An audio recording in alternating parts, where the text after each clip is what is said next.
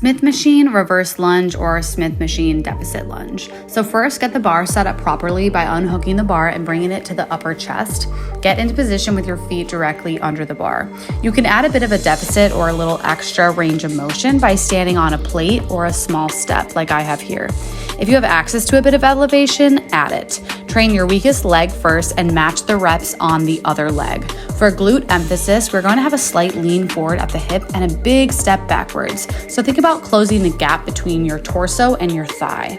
Make sure your knee lightly touches the ground at the bottom to get that full glute stretch or that full range of motion. Why? Because we all know, I've said it before, but muscle growth loves lengthened positions. So rather than loading up the weight and doing a half-ass rep, lighten the load and make sure you get deep enough. Your knee will go over your toe at the bottom, and that's actually okay. Avoiding this knee flexion can limit the strength and mobility of the muscles surrounding the knee, which can actually increase the risk of injury over time. So don't be afraid of that.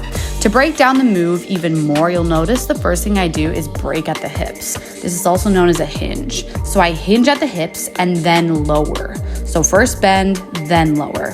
When I'm hinging, my glute is already rock hard because I'm driving that front heel down and in, almost like I'm corkscrewing that front heel into the ground.